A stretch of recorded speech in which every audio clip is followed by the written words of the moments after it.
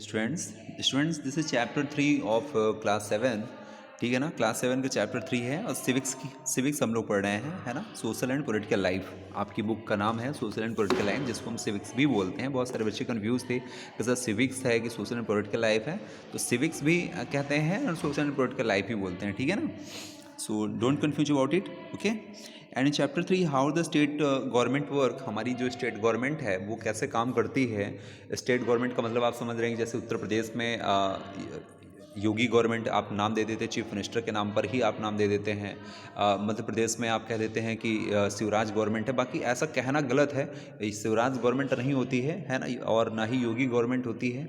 हम ये कह सकते हैं कि उत्तर प्रदेश में इस समय रूलिंग पार्टी में कौन है, तो बीजेपी है, भारतीय जनता पार्टी है उत्तर प्रदेश में, है ना। तो उत्तर प्रदेश एक स्टेट है भारत का, ठीक है ना, इंडिया का एक स्टेट है उत्तर प्रदेश, है ना।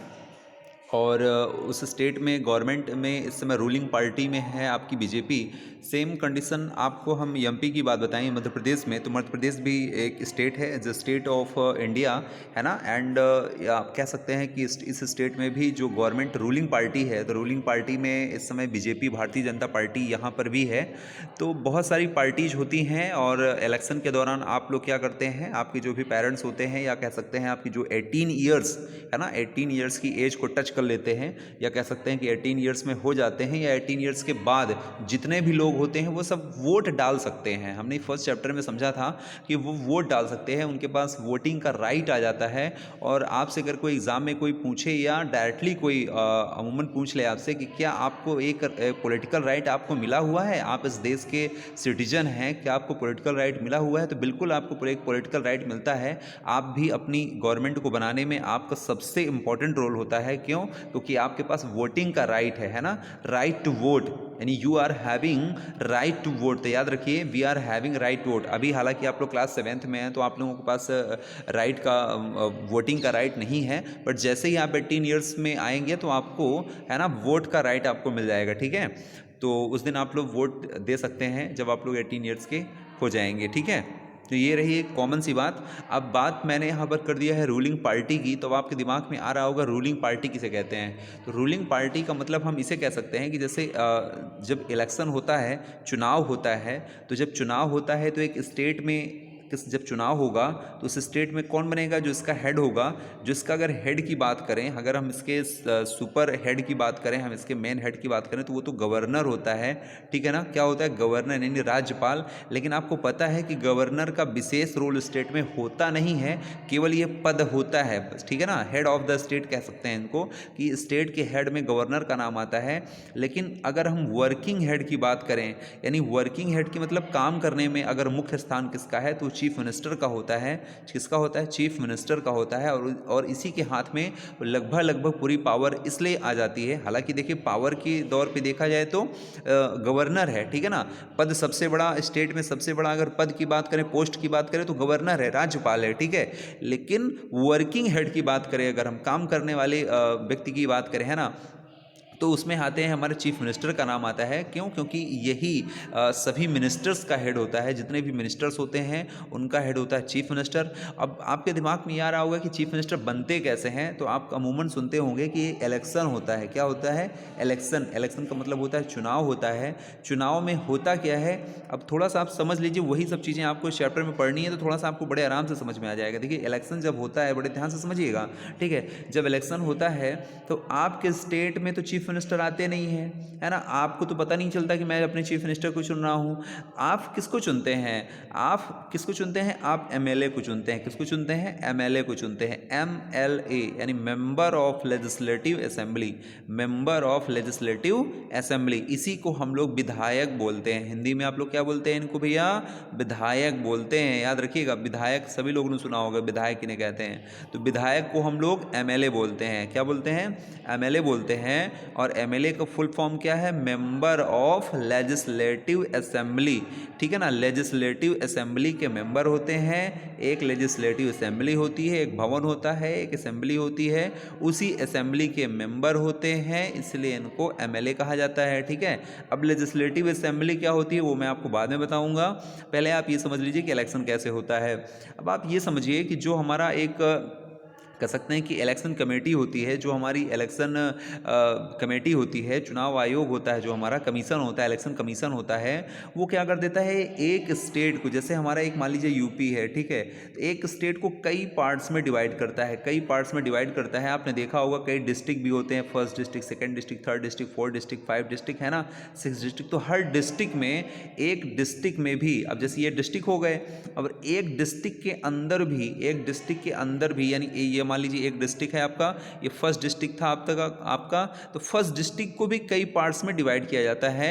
ये डिवाइडेशन किसके अकॉर्डिंग होता है, इलेक्शन कमीशन के द्वारा होता है। किसके द्वारा होता है, याद रखिएगा, इलेक्शन कमीशन, चुनाव आयोग के द्वारा होता है।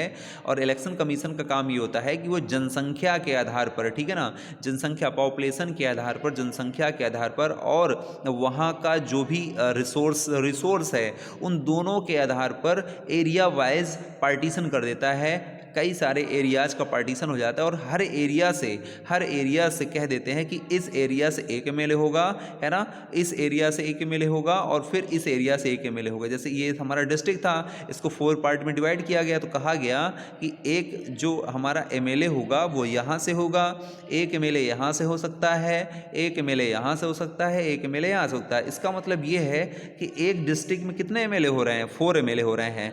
अच्छा, ये डिपेंड करता है डिस्ट्रिक्ट के ऊपर। अगर हमारा डिस्ट्रिक्ट बहुत बड़ा है तो वहाँ पर एमएलए भी बहुत ज़्यादा हो जाएंगे, यानी उसका पार्टीशन, उसके और कई छोटे छोटे पार्टीशन होंगे, है ना, तो 6 पार्टीशन हो जाएंगे, तो फिर 6 एमएलए वहाँ बन सकते हैं। अगर वो डिस्ट्रिक्ट बहुत छोटा है तो वहाँ 2 ही पार्टीशन है, तो वहाँ 2 एमएलए बनेंगे, यानी 2 ही विधायक वहाँ बन सकते हैं। ठीक है, बात इतनी समझ में आ रही कि नहीं आ रही है। ये डिवाइडेशन का काम कौन करता है, इलेक्शन कमीशन करती है, चुनाव आयोग करता है। ठीक है, इलेक्शन कमीशन करती है, और इलेक्शन कमीशन केंद्र सेंट्रल गवर्नमेंट से बिल्कुल से जुड़ी होती है, संबद्ध होती है। ठीक है ना, आपकी सेंट्रल गवर्नमेंट से हर स्टेट में इलेक्शन कमीशन ही क्या कर देती है, इलेक्शन कमीशन वहाँ पर उस एरिया, है ना, हर डिस्ट्रिक्ट में एरिया वाइज डिवाइडेशन कर देती है, और उसी के डिवाइडेशन के आधार पर फिक्स हो जाता है कि किस प्लेस से कौन सा एमएलए बनेगा। ठीक है, अब बात करते हैं इलेक्शन की। अच्छा, अब जैसे मैंने आपको बताया कि जैसे मान लीजिए एक डिस्ट्रिक्ट है, उसमें 4 पार्ट हो गए। आपका कोई डिस्ट्रिक्ट है, आप अपने डिस्ट्रिक्ट का नाम याद रखिए अपने दिमाग में, जैसे, ठीक है ना, उसके कई सारे पार्ट होते हैं। अब अभी पता करिए कि उसके कितने सारे पार्ट किए गए,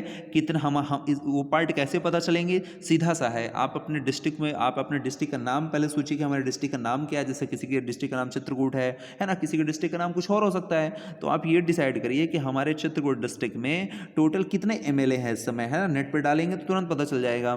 ठीक है, तो हमारे डिस्ट्रिक्ट में कुल कितने एमएलए हैं। जब जितने भी एमएलए होंगे, इसका मतलब ये है कि इलेक्शन कमीशन ने आपके डिस्ट्रिक्ट को उतने ही पार्ट में डिवाइड किया है, यानी जितने इलेक्शन कमीशन जितने एमएलए होंगे, इसका मतलब उतने ही पार्ट में आपका डिस्ट्रिक्ट डिवाइड किया गया है। सीधा सा एग्जांपल है, सिंपल सा हम समझ सकते हैं। ठीक है, अच्छा, ये रही बात। अब अगली बात ये समझिए आप कि जैसे एक एमएलए होता है। अब आप सोच रहे होंगे कि जैसे मान लीजिए पहला एमएलए यहाँ से हो गया, सेकंड एमएलए यहाँ से हो गया, थर्ड एमएलए यहाँ से हो गया, फोर्थ एमएलए यहाँ से हो गया। तो आप ये सोच रहे हो कि एमएलए आते कैसे हैं। ठीक है ना, तो इन्हीं के इलेक्शन की मैं बात कर रहा हूँ, तो आप ध्यान दीजिए, आपके एरिया में अब आपको ये पता करना है, पहला काम तो मैंने आपको दे दिया क्या करना है। ठीक है ना, आपको पता करना है कि एक डिस्ट्रिक्ट में कितने एमएलए हैं, आपके डिस्ट्रिक्ट में कुल कितने एमएलए हैं। जितने एमएलए होंगे उतने ही डिवाइडेशन आपके डिस्ट्रिक्ट में हो गए। ठीक है, सेकंड थिंग्स, आप हमें ये पता करिए कि आपके डिस्ट्रिक्ट का एमएलए है कौन। ठीक है, आपके डिस्ट्रिक्ट का एमएलए है कौन, और वो किस पार्टी से बिलोंग करता है,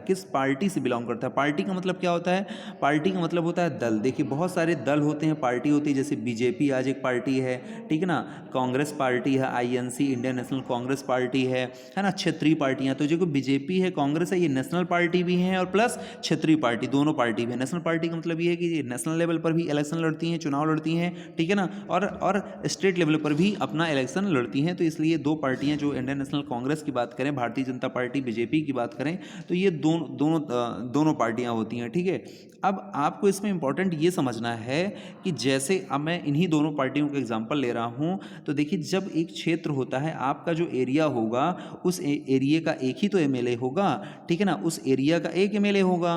तो आपको ये पता करना है कि वो एमएलए जो है किस डिस्ट्रिक्ट का है, वो सॉरी किस पार्टी का है, किस पार्टी से वो बिलोंग करता है।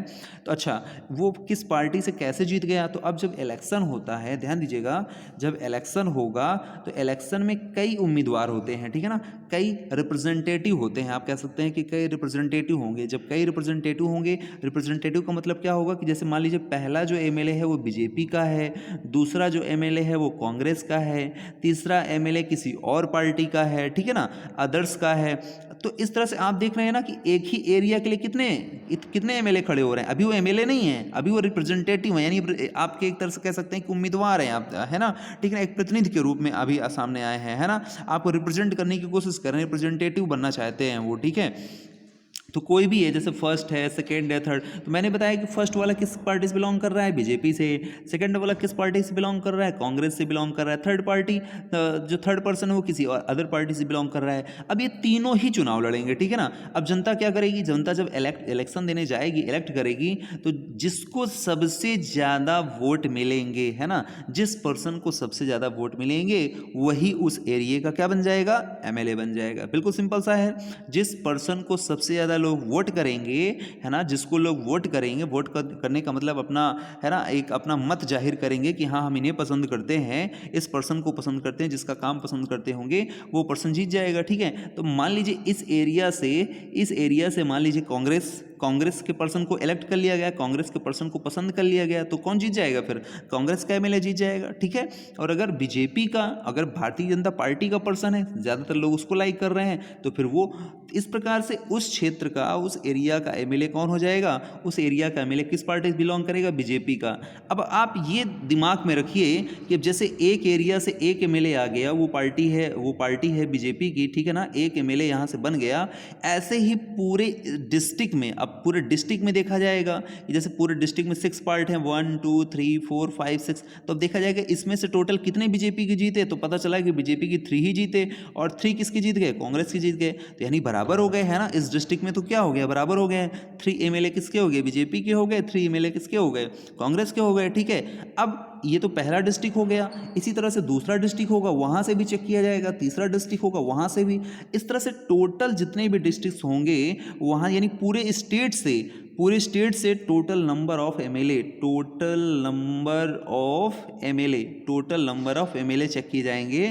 टोटल नंबर ऑफ एमएलए कितने हैं, टोटल नंबर ऑफ एमएलए जितने भी होंगे, ठीक है ना, तो टोटल नंबर ऑफ एमएलए में से जिस पार्टी के पास कितने सबसे अधिक एमएलए होंगे, जिस पार्टी के पास सबसे अधिक एमएलए होंगे, वही क्या करेंगे, वही उस रूलिंग पार्टी में जाएगी। अब अच्छा, इसमें इंपॉर्टेंट इसमें ये होगा कि जैसे उसमें वहाँ पर हर एक चीज़ मैं आपको बता दूँ, जैसे मैंने अभी आपको बताया कि एरिया का डिवाइडेशन होता है, एरिया का क्या होता है, डिवाइडेशन होता है। एक स्टेट को कई डिस्ट्रिक्ट में और डिस्ट्रिक्ट को कई सारे कॉन्स्टिट्यूंसीज में निर्वाचन क्षेत्रों में, कॉन्स्टिट्यूंसीज को क्या बोलते हैं, निर्वाचन क्षेत्र बोलते हैं, उन भागों में बांटा जाता है, ठीक है। तो कॉन्स्टिट्यूंसीज का मतलब आप ये समझिए कि पूरे स्टेट में अगर हम ये कह सकते हैं कि जितने भी एमएलए, जैसे हम पहले से जितने पार्ट होंगे, तो पहले ये देखा जाएगा कि पूरे स्टेट में टोटल कितने पार्ट है। तो मान लीजिए टोटल पार्ट कितने हैं,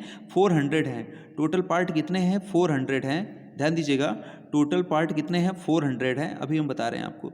जैसे पूरा एक स्टेट है, जैसे मान लीजिए ये आपका यूपी स्टेट है, ठीक है, ये आपका यूपी है। उत्तर प्रदेश, तो उत्तर प्रदेश में देखा गया कि कितने एमएलए हो सकते हैं यहाँ पर, 400 एमएलए हो सकते हैं। कितने एमएलए हो सकते हैं यहाँ पर, 400 एमएलए मान लीजिए हो सकते हैं, 400 एमएलए यहाँ पर हो सकते हैं। तो 400 एमएलए में कौन सी पार्टी रूलिंग पार्टी में आएगी, कौन सी पार्टी, अगर आपसे कोई क्वेश्चन पूछे कि मान लीजिए एक स्टेट में टोटल 400 पार्ट हैं, एक स्टेट के कितने पार्ट किए गए, 400 पार्ट किए गए। जब 400 पार्ट किए गए तो उसमें 400 हर पार्ट से एक ही एमएलए तो बनेगा ना। तो 400 एमएलए में आपको रूलिंग पार्टी वाले को कितना चाहिए, रूलिंग पार्टी वाले को 200+1 चाहिए। कितना चाहिए? 200+1, यानी कि 201, यानी कि अगर रूलिंग पार्टी में आना है, पूरे स्टेट में अपना शासन करना है, अपना चीफ मिनिस्टर पेश करना है, तय करना है, अपनी सरकार चलानी है उस पार्टी को, तो उसके पास आधे से एक अधिक, ठीक है ना, आधे से एक भी अधिक होगा तो वो पार्टी जीत जाएगी, ठीक है ना, और वो रूल करेगी। और अगर 200 दोनों के पास इक्वल हो गए तो फिर ऐसी सिचुएशन में क्या होगा? फिर से चुनाव की स्थिति पैदा होगी। ऐसी सिचुएशन में क्या हो जाएगा? फिर से इलेक्शन होगा, ठीक है। तो यही सारी बातें हमें चैप्टर में क्लियर करना है, पढ़ना है, समझना है। आप जाहिर सी बात है कि आपको बहुत कुछ समझ में आया होगा, और जो कुछ भी थोड़ा बहुत समझ में नहीं आया है, जस्ट आपके चैप्टर में आपको ये सारी चीज़ें समझ में आ जाएंगी, ठीक है। अब देखिए चैप्टर की शुरुआत करते हैं। How the state government work, state government कैसे वर्क करती है। तो आपने देखा होगा कि लास्ट ईयर आपने क्या पढ़ा, लास्ट ईयर आपने पढ़ा होगा कि स्टेट गवर्नमेंट को हम जब डिवाइड करते हैं तो गवर्नमेंट को जब हम डिवाइड करते हैं तो लोकल, स्टेट एंड नेशनल। तो लोकल लेवल तो हम लोग पढ़ ही चुके हैं क्लास 6 में, है ना। लोकल लेवल तो हम लोग बहुत अच्छे से समझे हैं ना, वहाँ पर ग्राम पंचायत के बारे में पढ़े थे हम लोग, है ना। उसी तरह से ग्राम प्रधान के सरपंच के बारे में पढ़े थे। अब इस क्लास 7 में हमें स्टेट के बारे में पढ़ना है, ठीक है ना। हमें किसके बारे में पढ़ना है? स्टेट के बारे में पढ़ना है। और क्लास 8 में हम लोग नेशनल के बारे में पढ़ेंगे, ठीक है। इस तरह से गवर्नमेंट का हम तीसरा टाइप नेशनल यानी कि क्लास 8 में पढ़ेंगे। आइए अब देखते हैं ये सब चीज़ें जो स्टोरी दी गई है आपके लिए बहुत ही इंपॉर्टेंट है, आप लोग इसको थोड़ा सा पढ़ लिया करिए तो आपको ज़्यादा समझ में आएगा। अब देखिए पहला एक क्वेश्चन बनता है यहाँ से, who is an MLA, MLA कौन होता है। तो मैं आपको अच्छी तरह समझा चुका हूँ एमएलए कौन होता है, फिर भी देख लेते हैं बुक में क्या दिया गया है। इसमें देखिए एक पातालपुरम की घटना का जिक्र किया गया है, तो जो ऊपर स्टोरी दी गई है वो पातालपुरम की ही दी गई है, आप लोग वहाँ से उसको पढ़ेंगे, ठीक है ना। तो देखिए you may be familiar with some official such as a collector, medical officer, आप कलेक्टर से मालूम होंगे, आप मेडिकल ऑफिसर्स को जानते होंगे। But you have heard about MLA, क्या आपने एमएलए का नाम सुना है लेजिस्लेटिव असेंबली का? तो आपने नहीं सुना होगा, तो ठीक है ना। Do you know the MLA of area, आपके एरिया में कौन सा एमएलए हो। मैंने बताया कि आपको ये क्वेश्चन आपके दिमाग में होना चाहिए और आज ही आपको पता कर लेना फटाफट कि हमारे एरिया में कौन सा एमएलए है। सो अब सीधे सीधे एमएलए की डिफिनीशन पर आते हैं। एमएलए की डिफिनीशन क्या कहती है यहाँ पे कि the member of legislative assembly, उसी को हम एमएलए कहते हैं। यानी लेजिस्लेटिव असेंबली का जो मेंबर होगा, लेजिस्लेटिव असेंबली का जो भी बंदा मेंबर बन जाएगा उसका, उसी को हम लोग क्या बोलेंगे? एमएलए बोलेंगे। क्या बोलेंगे? एमएलए। और लेजिस्लेटिव असेंबली का मेंबर बनने के लिए क्या करना पड़ेगा? उसको चुनाव जीतना पड़ेगा, इलेक्शन जीतना पड़ेगा, अपने एरिया से वोट जीतना पड़ेगा, ठीक है ना। किसी भी पार्टी का हो, किसी भी पार्टी का हो, अगर अपने एरिया से क्या कर दिया है, वो जीत गया है, तो लेजिस्लेटिव असेंबली में जाके बैठेगा। और अगर लेजिस्लेटिव असेंबली में जाके बैठेगा तो उसको क्या कहा जाएगा? एमएलए कहा जाएगा, जिसको हम लोग हिंदी में क्या बोलते हैं? विधायक बोलते हैं, ठीक है ना। सिंपल सा है। जैसे यूपी का लेजिस्लेटिव असेंबली कहाँ पर है? लखनऊ में। उत्तर प्रदेश का लेजिस्लेटिव असेंबली कहाँ पे है? लखनऊ में है, ठीक है। सो दे कैन, अब देखिए ये तो हो गया member of legislative assembly are elected by the people. तो एमएलए क्या होते हैं? एमएलए होते हैं member of the legislative assembly, legislative assembly के मेंबर होते हैं that are elected by the people, जो लोगों द्वारा चुन लिए जाते हैं। पहली ही लाइन है और आप सभी को याद हो जाना चाहिए कि मेंबर होगा लेजिस्लेटिव असेंबली के मेंबर, प्लस हम वो लोग पीपल के द्वारा क्या होंगे? इलेक्ट हुए होंगे। ऐसे सभी मेंबर्स को हम लोग एमएलए बोलेंगे, है ना। आपको अपने पता करना है कि हमारे एरिया का एमएलए कौन है, ठीक है। फिर आपको ये पता करना है कि हमारे डिस्ट्रिक्ट में टोटल कितने एमएलए हैं, ठीक है। फिर आपको ये पता करना है कि हमारे स्टेट में टोटल एमएलए कितने हैं। फिर आपको ये पता करना है कि हमारे टोटल स्टेट में जो रूलिंग पार्टी है, जो रूलिंग पार्टी का मतलब जिस पार्टी का शासन चल रहा है, उसके कितने एमएलए हैं। इस तरह से आपके सामने मैंने आपको 4 या 5 क्वेश्चन दिए हैं, ये आपको आइडेंटिफाई आज ही करना है।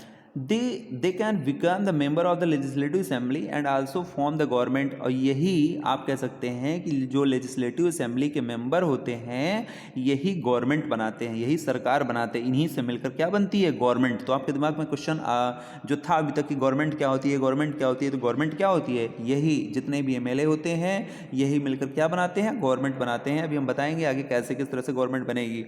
इन this way we say that the MLA represent the people. MLA क्या करते हैं? Represent the people. यानी ये बहुत इंपॉर्टेंट बात लिखी है, रिप्रेजेंट द पीपल, लोगों को रिप्रेजेंट करते हैं। यानी आपके एरिया में, आपके एरिया का कोई भी जो एमएलए होगा वो किस लिए बना है? एमएलए, ठीक है ना। वो एमएलए की पोस्ट जीतने के लिए नहीं बना, पैसा खाने के लिए एमएलए नहीं बना है। हालांकि काम आजकल लगभग कुछ ऐसा ही हो रहा है, बट मेन थिंग क्या है? मेन थिंग ये है कि आपके एरिया की जो प्रॉब्लम है ना, जैसे मान लीजिए रोड का प्रॉब्लम है ना, जो आपकी ड्रेन्स का प्रॉब्लम है, नालियों की प्रॉब्लम है ना, इलेक्ट्रिसिटी की प्रॉब्लम है, इरिगेशन की प्रॉब्लम, बहुत सारी प्रॉब्लम्स हैं। तो इन प्रॉब्लम्स को रिप्रेजेंट करने का काम करते हैं एमएलए। इन प्रॉब्लम्स को रिप्रेजेंट करने का काम करते हैं एमएलए। कहाँ करते हैं? लेजिस्लेटिव असेंबली में करते हैं। लेजिस्लेटिव असेंबली में चिल्ला चिल्ला के बताते हैं कि हमारे एरिया में ये प्रॉब्लम है, ठीक है ना, इसके लिए हमारी व्यवस्था होनी चाहिए, है ना, ये सारी चीज़ें होनी चाहिए। अपनी मिनिस्ट्री में बताते हैं, अपनी गवर्नमेंट में बताते हैं, ठीक है। तो रिप्रेजेंट करने का काम करते हैं, इसीलिए इनको रिप्रेजेंटेटिव भी बोला जाता है, क्योंकि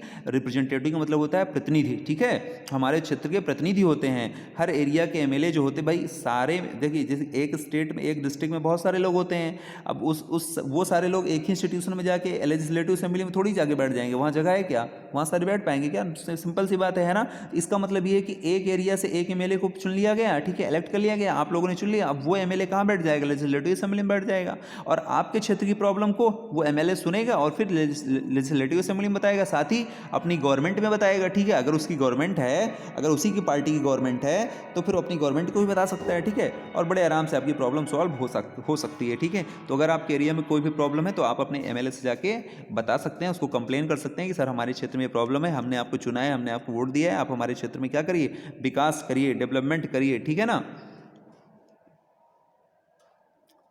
ठीक है, चलिए ठीक है। ये example, every state in India has a legislative assembly. India के प्रत्येक स्टेट में क्या होती है? एक लेजिस्लेटिव असेंबली होती है। तो ये वीडियो हम लोग नेक्स्ट पार्ट में क्लियर करते हैं। Okay, thank you for this video.